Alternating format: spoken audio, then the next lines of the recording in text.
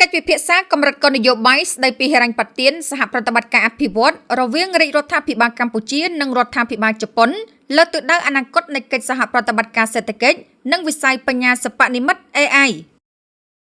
រាជរដ្ឋាភិបាលកម្ពុជារដ្ឋាភិបាលជប៉ុនបានបន្តរួមគ្នាពង្រឹងកិច្ចសហប្រតិបត្តិការតាមរយៈការពិភាក្សាកម្រិតគោលនយោបាយស្តីពីកិច្ចសហប្រតិបត្តិការអភិវឌ្ឍន៍និងគំនិតដូចផ្ដើមជាអាទិភាពដោយផ្ដោតលើការអភិវឌ្ឍហេដ្ឋារចនាសម្ព័ន្ធការតភ្ជាប់ការអភិវឌ្ឍធនធានមនុស្សនិងវិស័យ Digital បញ្ញាសិប្បនិម្មិតឬ AI ព្រមទាំងវិស័យមួយចំនួនទៀតឯកឧត្តមឈៀងយ៉ាណារ៉ាទេសរដ្ឋមន្ត្រីទទួលបន្ទុកបេសកកម្មពិសេសអនុប្រធានទី2ក្រុមប្រឹក្សាអភិវឌ្ឍកម្ពុជានៅក្នុងកិច្ចពិភាក្សាកម្រិតគោលនយោបាយស្តីពីហិរញ្ញប្បទានសហប្រតិបត្តិការអភិវឌ្ឍន៍រវាងរាជរដ្ឋាភិបាលកម្ពុជានិងរដ្ឋាភិបាលជប៉ុនបានសម្ដែងការស្វាគមន៍យ៉ាងកក់ក្ដៅចំពោះគណៈប្រតិភូជប៉ុននិងបានថ្លែងអំណរគុណយ៉ាងជ្រាលជ្រៅដល់រដ្ឋាភិបាលនិងប្រជាជនជប៉ុនចំពោះការបន្តបដិញ្ញាគាំទ្រដល់ការអភិវឌ្ឍសង្គមសេដ្ឋកិច្ចនៅកម្ពុជាជាពិសេសតាមរយៈការដំឡើងកម្រិតទំនាក់ទំនងទ្វេភាគីទៅជាដៃគូយុទ្ធសាស្ត្រគ្រប់ជ្រុងជ្រោយមិនតែប៉ុណ្ណោះភាគីទាំងពីរក៏បានដាក់ចេញនូវគោលនយោបាយស្តីពីកិច្ចសហប្រតិបត្តិការអភិវឌ្ឍន៍របស់រដ្ឋាភិបាលជប៉ុនសម្រាប់កម្ពុជាសម្ដៅរួមចំណែកគាំទ្រកម្ពុជាសម្រាប់បាននូវចក្ខុវិស័យក្នុងកិច្ចអភិវឌ្ឍន៍ផងដែរ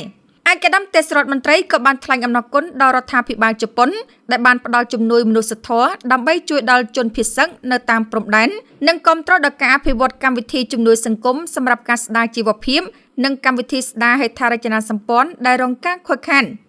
ในឱកាសនោះឯកឧត្តមអូអ៊ីនូអាត់ស៊ូស៊ីឯកអគ្គរដ្ឋទូតជប៉ុនប្រចាំកម្ពុជាបានសម្ដែងក្តីសោមនស្សរីករាយចំពោះការស្វាគមន៍យ៉ាងកក់ក្ដៅរបស់កម្ពុជាក្នុងកិច្ចពិគ្រោះយោបល់កម្រិតគោលនយោបាយលើកទី15និងបានវាយតម្លៃចំពោះកិច្ចខិតខំប្រឹងប្រែងអភិវឌ្ឍរបស់កម្ពុជាសម្រាប់បានកន្លងមកនិងបញ្ជាក់ពីការបដិញ្ញាចិត្តរបស់រដ្ឋាភិបាលជប៉ុនក្នុងការបន្តពូនជ្រុំកម្ពុជាឲ្យសម្រេចបាននូវគោលដៅអភិវឌ្ឍប្រកបដោយចីរភាព